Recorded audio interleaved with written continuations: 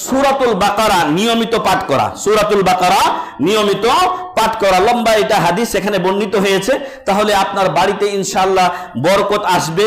আরো আপনার বাড়িতে দুষ্ট জিন এবং জাদু টোনা এগুলো কোনো কাজ হবে না।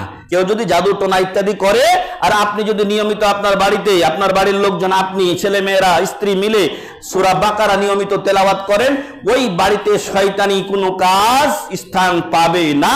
কেউ জাদু করলেও জাদুতে কাজ হবে না। এজন্য ওই ফ্রান্স আর জার্মানি কোন দিককার নাকি বড় বড় ইয়ারা আছে, জাদুকরেরা আছে, তারা বলছে মুসলিম ব্যক্তি যে নিয়মিত সকাল সন্ধ্যার জিকির করে, 5 ওয়াক্ত ফরজ নামাজের পরে যে জিকিরগুলো আছে এগুলো করে, তাদের উপরে জাদু করতে আমরা প্রায় অপারগ। আল্লাহু আকবার।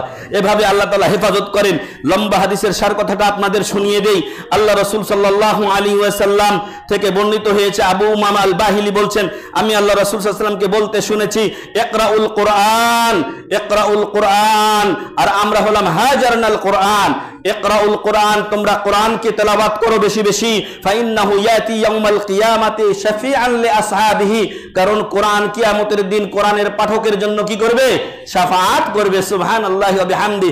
কিন্তু আমাদের নবী সাল্লাল্লাহু আলাইহি ওয়াসাল্লাম কি বলেছেন? ইয়া রাব্বি ইন্না কওমি ইয়া রাব্বি ইন্না কওমি ইত্তাখাযু হাযাল কুরআনা মাহজুরা। হে আমার রব, আমার সম্প্রদায় এই কোরআনকে পরিহার করেছে, পরিত্যাগ করেছে। আজকে কয় বাড়িতে ফজরের পর উঠে কোরআন তেলাওয়াত হয়? আজকে আমাদের বাড়িগুলোতে ওই যে ছোটকালে একটা গজল শুনতাম, তাকের উপরে তুলে রাখলাম আল কোরআন, আর মাকড়সাতে জাল পেড়েছে বলে নিয়েছি সন্ধান। এই তো আমরা নতুন যুগের নতুন মুসলমান। কোরআনের উপরে ময়লার পর ময়লা আবর্জনা পড়ে গেছে। এই কোরআন আবার কখন খোলা হবে? রমজান আসলে খোলা হবে। রমজান আসলে তখন খতম দেওয়া হবে। এর আগে আর এই কোরআনে হাত পড়ছে না। নাউজুবিল্লাহ। এটা যেন না হয়। সবাই নিজ নিজ বাড়িতে একটু সময় নির্ধারণ করে দেবেন।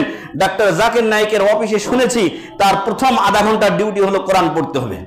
আসে প্রথম আধা ঘন্টা কোরআন পড়ো, তারপর অন্যান্য কাজ। কতই না সুন্দর সিস্টেম। তো যাই হোক, এটাও একটা শিক্ষা। আপনারা আমরা চেষ্টা করব ইনশাআল্লাহ আমাদের বাড়িগুলোতে বেশি বেশি কোরআন তেলাওয়াত করার জন্য। সূরাতু আলে ইমরান আর সূরাতু বাকারা, এই দুইটি কিয়ামতের দিন যারা এই দুটোকে ঠিকভাবে পাঠ করবে তাদের পক্ষে লড়াই করবে মহান রব্বুল আলামিনের সাথে। তাহাজ্জানি আন আসহাবিহিমা, যদি তাদের পাঠকদের কোনো সমস্যা হয় তাদের পক্ষ নিয়ে আল্লাহর সাথে তারা বাদানুবাদ করবে। সুবহানাল্লাহি ওয়া বিহামদিহি।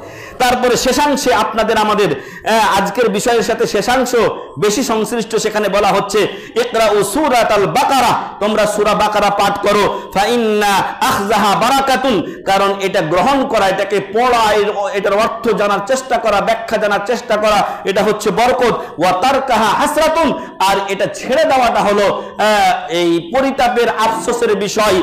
আর ওয়ালা তাস্তাতিউহাল বাতালা, আর জাদুকর যারা আছে, যদি আপনার বাড়িতে এই সূরা বাকারা পড়া হয় তাহলে জাদুকরেরা আপনার বাড়িতে কুপ্রভাব বিস্তার করতে পারবে না।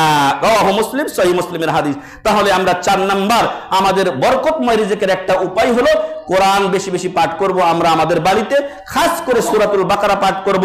এতে বরকত যেমন আসবে তেমন আপনি ইনশাআল্লাহ নিরাশ হবেন না। সাথে জাদুকর এবং অন্যান্য জাদুটোনা ইত্যাদি যারা তাবিজ কবজ করে আপনার রিজিককে বাধাপ্রাপ্ত করতে চায় তারাও কোনো কাজ করতে পারবে না ইনশাআল্লাহ।